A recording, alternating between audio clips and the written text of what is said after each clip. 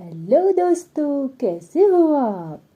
मैं माइसो फिर एक नई स्टोरी लेके आया हूँ। तो क्या सुनना चाहते हैं आप स्टोरी? तो चलो, आज की कहानी है गिलहरी की कहानी। एक जंगल में किट्टू नाम की गिलहरी अपनी माँ के साथ रहती थी। किट्टू कभी भी अपनी माँ की बात नहीं मानती थी। एक दिन किट्टू गिलहरी एक पेड़ पर खेल रही थी और उसी पेड़ पर एक मोनू नाम का बंदर भी खेल रहा था। किट्टू ने अपनी गिलहरी माँ से बोला, ये बंदर हमारे पेड़ पर क्यों खेल रहा है? गिलहरी माँ ने बोला, ये पेड़ कब से तुम्हारा हो गया, खेलने दो उसे।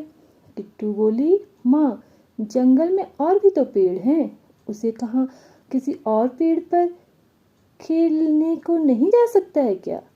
माँ ने बोला, किट्टू जैसे ये जंगल सबका है वैसे ही ये पेड़ भी सबका है, इसलिए तुम उसे उस पेड़ पर से नहीं हटा सकती।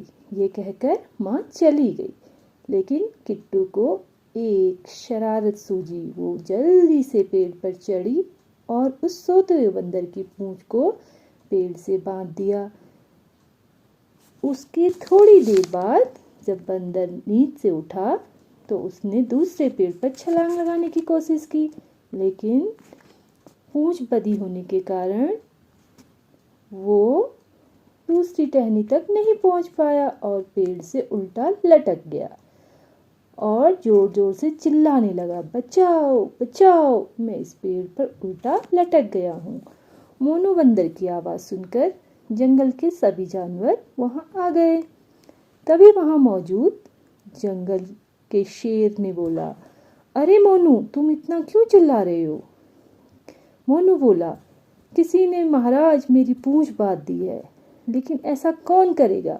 तभी वहाँ मौजूद हिरन ने बोला, ऐसा वो शरारती किट्टू गिलहरी कर सकती है, वो ही जंगल के सभी जानवरों को बहुत परेशान करती है। ये बातें किट्टू गिलहरी भी सुन रही थी। तभी उसने बोला, हाँ ये मैंने ही किया है। शेर बोला, तुमने ऐसा क्यों किया? किट्टू बोली, जंगल में इतने सारे पेड़ हैं, ये इस पेड़ से क्यों सोया हुआ है? ये हमारा पेड़ है। ये सुनकर जंगल के सभी जानवर हैरान हो गए। हिरन बोला, किट्टू एक बात कान खोल के सुन लो, ये जंगल सबका है, इसलिए पेड़ों पर भी सबका समान अधिकार है। शेर बोला, किट्टू अगर अब तुम्हें जंगल के जानवरों को परेशान किया या करने की कोशिश की तो मैं तुम्हें जंगल से निकाल दूंगा। इतने में किट्टू गिलहरी की माँ बोली, महाराज इसे माफ कर दीजिए, मैं अभी मोनू बंदर की पूंछ खोल देती हूँ। ये कहकर गिलहरी ने मोनू बंदर की पूंछ खोल दी। तभी मोनू बंदर पेड़ से गिर गया। शेर बोला, समझा देना अपनी बेटी को।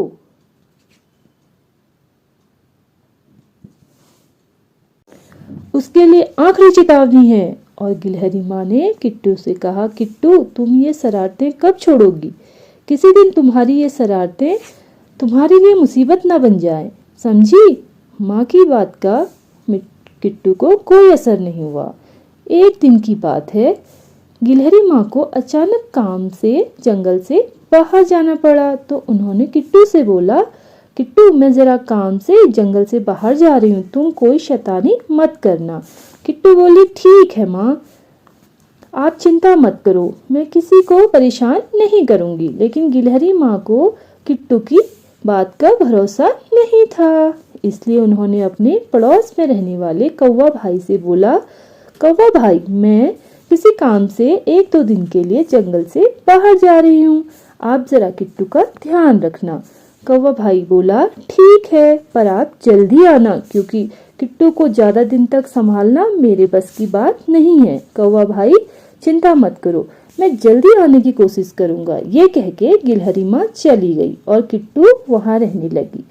एक दिन किट्टू ने सोचा, माँ को गए हुए इतने सारे दिन हो गए हैं, क्यों ना मैं भी जंगल से बाहर जाकर देखूं तो माँ से मिलूं, माँ कहाँ गई है, माँ मुझे देखकर कितना खुश होंगी।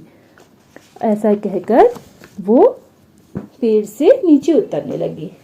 किट्टू पेड़ से उतरते देख कौवा भाई ने उसे देख लिया और बोला, किट्टू तुम कहाँ जा रही हो और पेड़ से क्यों उतर रही हो?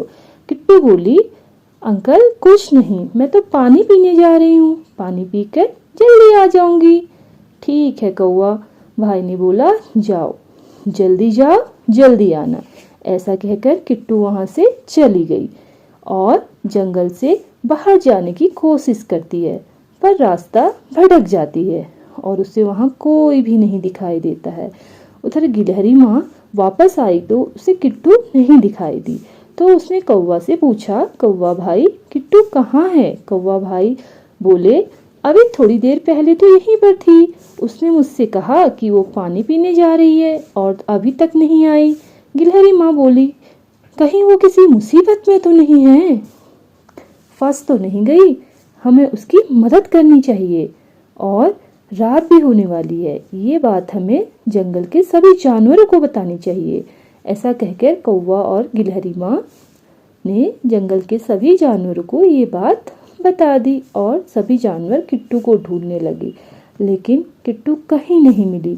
तभी कौवे को अचानक आसमान में एक बाज उड़ता हुआ दिखाई दिया।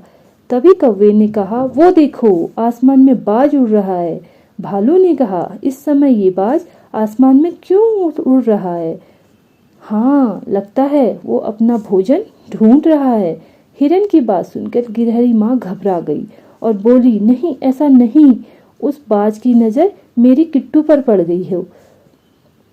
कौवा भाई बोले, चिंता मत करो बहन, मैं अभी अपने दोस्त मिट्ठू तोते के साथ जाता हूँ और पता करता हूँ। ये कहकर कौवा मिट्ठू तोते के साथ बाज का पीछे करने चला गया।